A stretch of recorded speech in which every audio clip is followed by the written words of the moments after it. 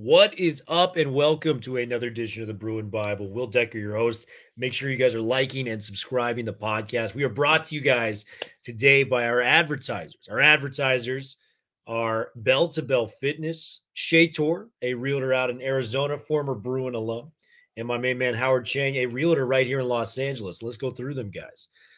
Bell to Bell Fitness is a boxing gym on the West Coast used by their FIT acronym, Fight Inspired Training.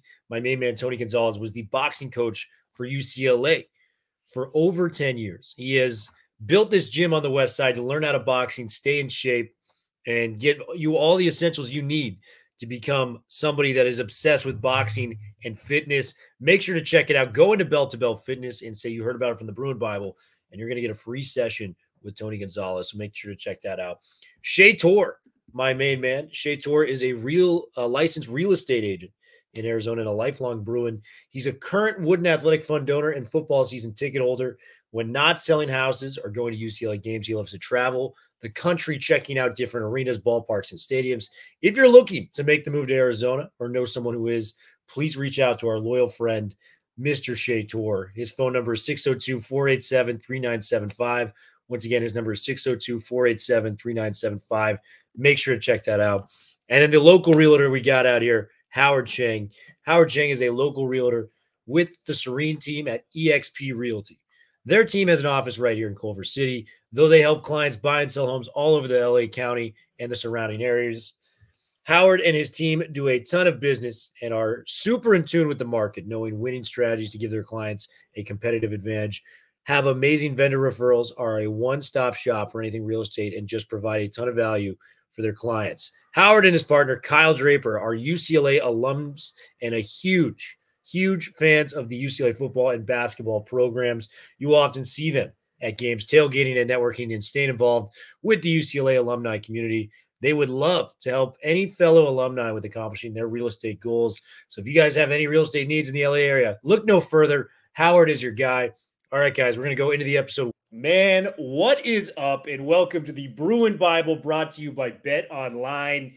We're officially back from Media Day. We were able to talk to your fellow Bruins out there, the J. Michael Sturdivants, the Ethan Garbers, the Jay Toia, and the head man in charge, Deshaun Foster. Will Decker here with my main man, the madman to my right. He was sorely missed out in Indy. He had a huge work schedule going on. But, man, we understand, but it was sad not to have you by our side out there, brother.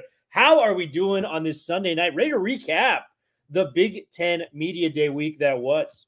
Doing well, Thriller. I wish I could have been there with you and Ryan. It looked like so much fun, but just so proud of you guys and you in particular, Will, for getting involved, asking so many questions, and certainly not just limited to UCLA. I mean, you dove in and asked so many Big Ten coaches questions and got very lovely insights in terms of the dynamics of the conference, what the perception of UCLA is, and just kind of overall competitiveness moving into September here as we're on the cusp of football season. So can't wait to dive it all in with you, brother. But I was kicking myself, but work came in the way of this. But so excited to break it down with you, and was so proud to see you out there. Yeah, man. And, with everything going on, we got to address the elephant in the room. But before we do, I just got to give some clarity on my right eye. It is infected right now, but nothing stops me from recording the Bruin Bible for you guys. So just, if you're watching the visual podcast, it looks a little weird. I got an infection in my right eye. But long story short, we got to address the elephant in the room. The opening presser from Deshaun Foster. And I want to be very honest about this and really dive into it. I think it was a moment where it just felt too big for Deshaun in that specific instance. I am in full support of Deshaun Foster as the head coach of UCLA. But, man, I think he would tell you the same thing that I feel, where it's like we were all kind of disappointed by the initial introduction for UCLA's head coach. And, it's one of those instances where it's tough to kind of put into words, because this was our initial, intro to the Big Ten, if you will. So it was a big kind of moment for UCLA to kind of declare what they are, what they stand for, what are some of the values that we're going to be bringing to that. And he did answer some of those in the questions, but man, You know, I can't come away not disappointed with what happened there. Ultimately, press conference will never decide what actually happens on the field. For those that are doubting, you know, his potential as a head coach, look back on what happened when he was announced as the team's head coach or in his initial press conference for UCLA where he's wiping away tears. There's still that guy in there. It was just one bad press conference at the end of the day, but we need to address it, man. And give me your initial, you know, reaction to the Deshaun Foster press conference and how you're feeling about it, you know, 4 or 5 days removed from it now. Yeah, Will, it was really interesting because obviously you guys were there. I was sort of watching it on television, kind of from that perspective, and obviously very excited about his introduction. And you know, this is sort of the first official moment in the Big Ten. Each coach obviously gets 15 minutes to address. It's almost the State of the Union of the team. You get the 15 minutes, and then obviously the coaches kind of go into the scrum for the media interaction. So very much looking forward to him talking about, I thought, UCLA being this sleeping giant with all of these different resources, all the different elements, and now we're going to put it together. Him potentially talking about Dre, obviously his approach, his 3 pillars philosophically, him kind of talking about already the jumps that the program has made from a recruiting standpoint, already kind of getting in the top 40 for 2025 and then beyond. And so there were so many different elements that he could have kind of gone with it. Talked about, obviously, his incredible staff led by Eric Bieniemy and just the NFL pedigree there. So I thought there was plenty to share moving forward. And he just kind of got up there and, you know, it was a little bit of a slow start. And then it just felt like, you know, he just kind of panicked a little bit and froze a bit. And, you know, as a Bruin, as someone who sort of bleeds UCLA, my dad was watching. I had other Bruin friends watching. I told everybody, I was like, you got to watch this. This is the big moment. And, you know, we were just kind of rooting for him to say something, you know, and it just became very awkward, unfortunately. And Will, I'll say it. I mean, I think it's sort of measured, right? You never get the second chance to make a first impression. So unfortunately, now that is the first impression. And that is sort of where we have to now come out of. Now, obviously, to your point, nobody ever won a championship with press conferences. You don't win games, you don't win trophies, you don't accrue stats through press conferences. And the only conversations that truly matter with Deshaun Foster, as much as there's media attention, is with his players. And his players seem to respond to him so well. So we think very highly about Deshaun moving forward. I don't think this dents it in any way, shape, or form. And I think Deshaun addressed it afterwards where he said, look, I played in the NFL. For me, I lean on that experience. If you want to come to the NFL, come here. I don't need to sort of necessarily sell myself with words or actions or, you know, big statements or kind of almost just kind of a charismatic personality without sort of, you know, the substance underneath, which you understand. But I think for Deshaun, it's going to be important. This is, I think, a very teachable moment that he has to walk the walk, but he's also got to talk the talk. It can't just be walk. And the reason is, Will, to our point, every time you get up in front of a camera, every time you have a microphone that's kind of pushed up against your face, it's an opportunity to recruit. It's an opportunity to recruit players, and it's an opportunity to get more NIL.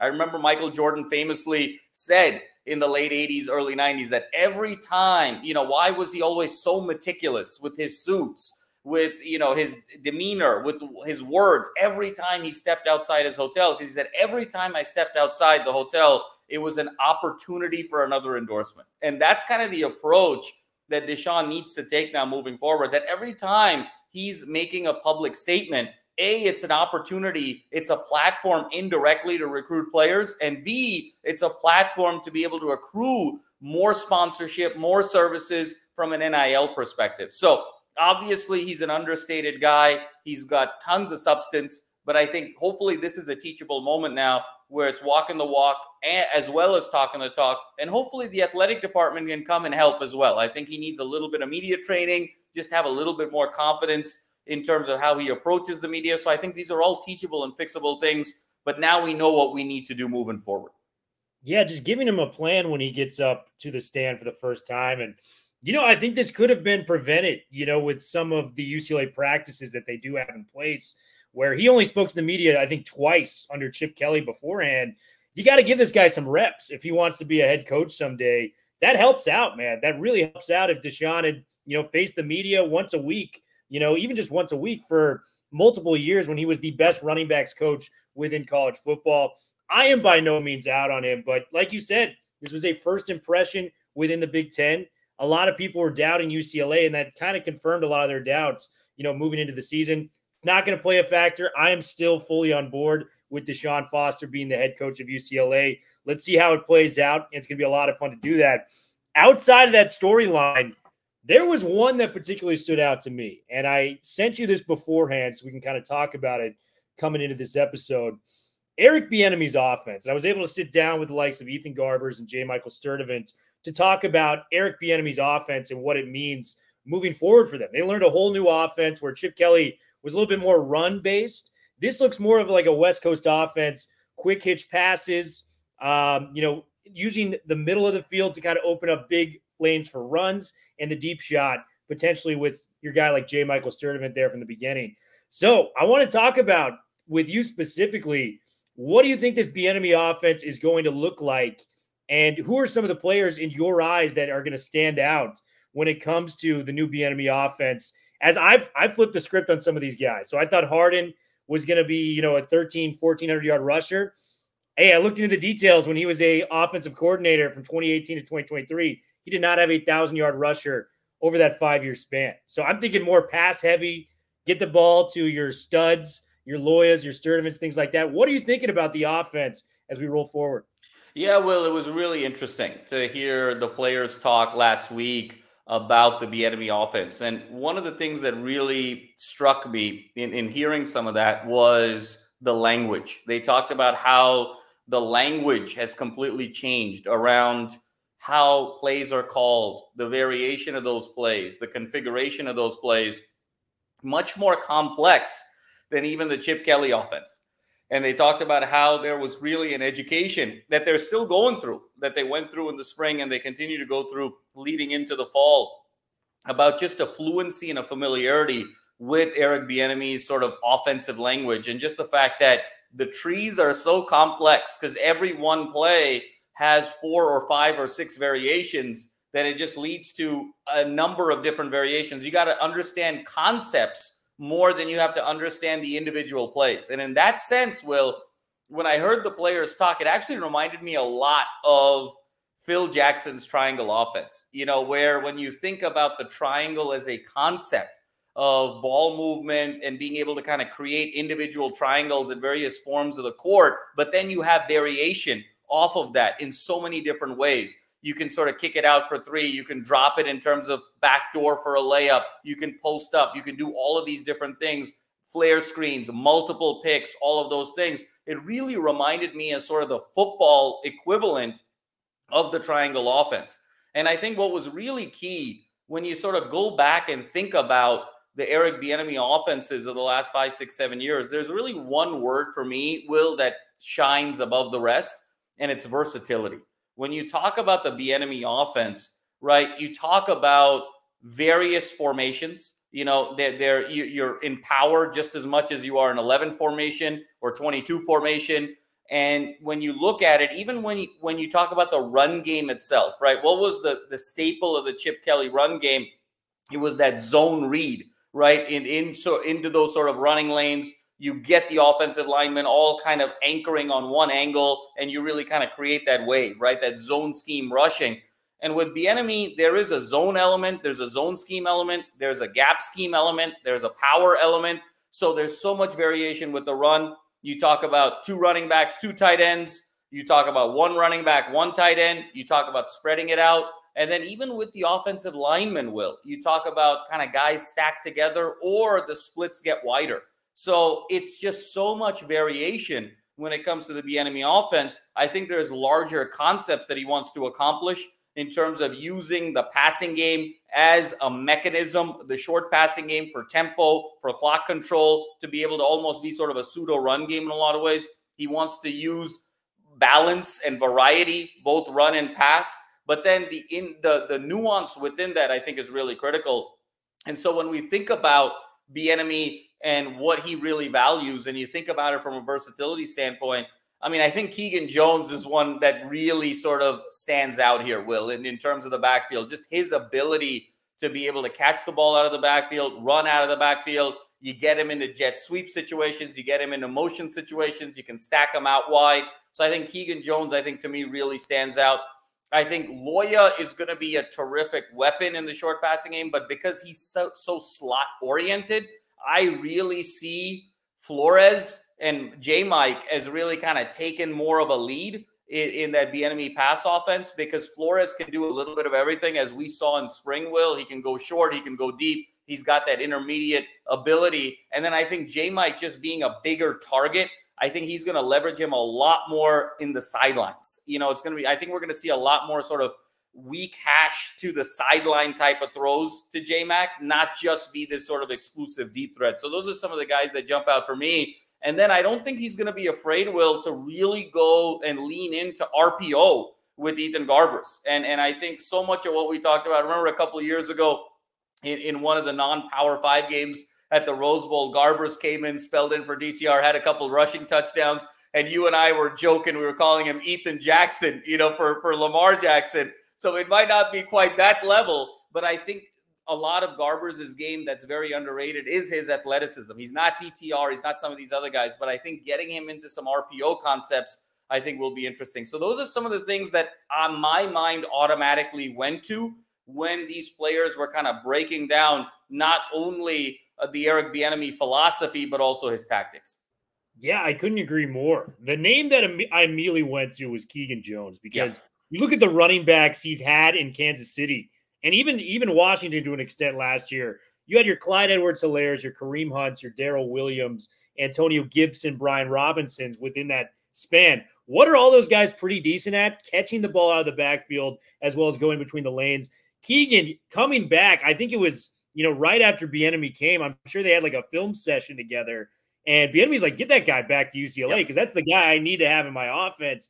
I think we're going to see a lot more Keegan Jones than we have in previous years. And I mean, who was the guy we were begging for to get the ball more last year? Every time he touched the rock last year, Keegan Jones was making plays on the football field, getting after it. Give me more Keegan Jones. It looks like we're going to get that. J-Mike, I mean, it's an easy comparison, but if you're trying to replicate your most successful offense, it was Mahomes to a speedster on the outside, deep threat, Tyreek Hill, right? Not comparing these guys at all, just comparing situations. Ethan Garbers, J-Mike. That would be the combination there that would lead to some big play success. Another name that comes out, and he's not Kelsey, but Matavao, especially with Habermill out for this year, he's going to get a ton of reps. He loves using the tight end in that offense. So Matavao is a guy that I'm looking at, was third on the team in catches last year. I expect him to, you know, get past the 30, 35 reception mark this year for UCLA. And then the receivers, man, I think you're spot on with Rico Flores. I think he has a chance, as crazy as it sounds, to be wide receiver number 2 next year. I'm not doubting Loya. I'm not doubting Titus. I just think Rico's special. And the one guy, the wild card of this bunch, just because what we saw in spring, I think he's got a chance to be very, very special. Quasi Gilmore, man. Yep.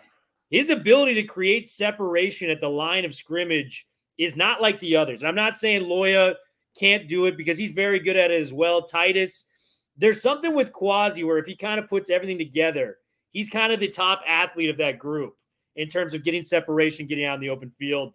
So I think Quasi could be very big with it. The loser of this offense, unfortunately, I just think TJ, I was ready for the year. If we had Chip Kelly's offense coming back, I think we're talking 1,400 yards. Is that to say he's not going to be a pro when all is said and done here? No, I don't think that at all. I think TJ Harden is going to be the next pro running back from the Deshaun Foster tree.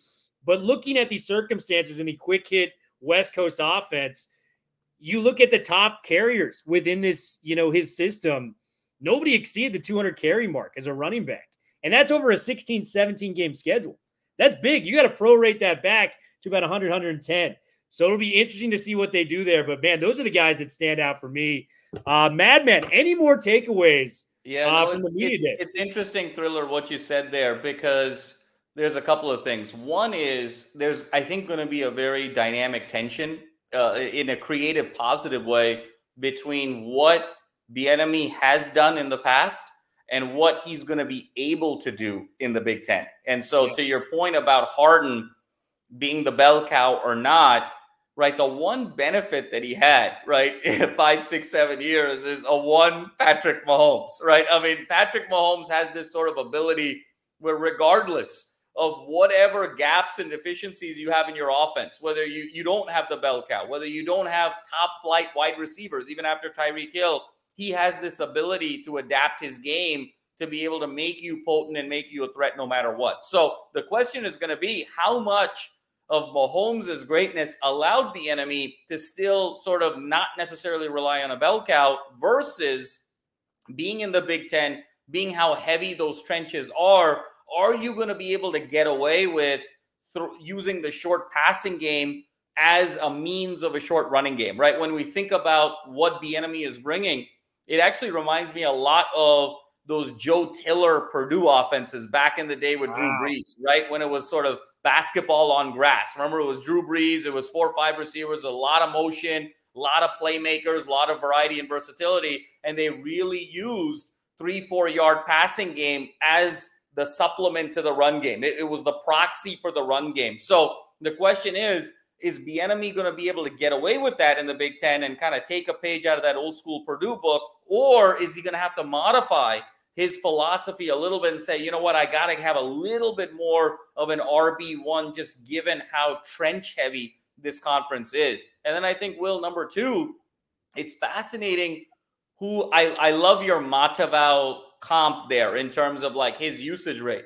But what's going to be interesting is how much of the Kelce usage rate, especially these last couple of years, were a product of Kansas City whiffing on receivers post Tyreek Hill, right? And so the question is Matavao that in-between weapon? Because obviously, to your point, the Tyreek Hill home run guy is going to be J-Mike, and then the torch is going to be passed to Quasi, right? Quasi's almost more of that Tyreek Hill mold just physically than even J-Mike. And so that torch is going to be passed as who's the home run guy.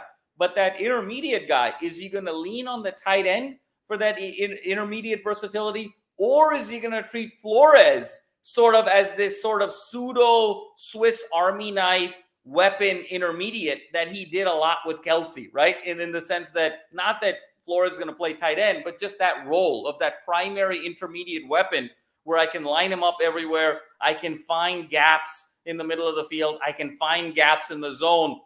And that now becomes my security blanket. So I think it's going to be fascinating to see what wins out. Is Bieniemy's philosophy going to win out over the environment of the Big Ten?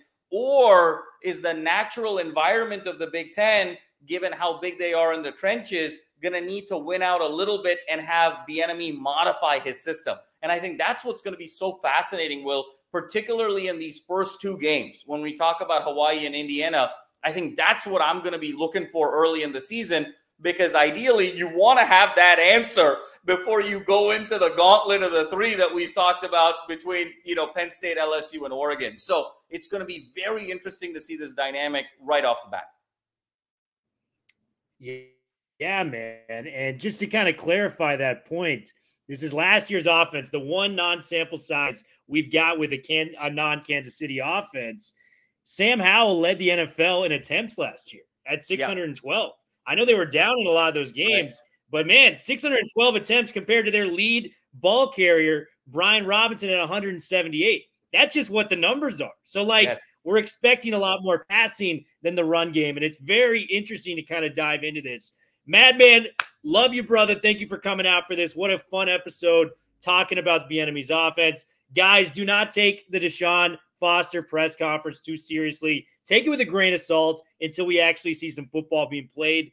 Then you can warrant some criticism, but we're not going to overreact to a press conference. It's that time of year. Everyone is looking for anything sports related as a headline. Unfortunately, that was made it, but UCLA, I believe, is still in good hands. We are out. We'll be back with another episode this week with potentially a very special guest. We are out, guys. You guys have a good one.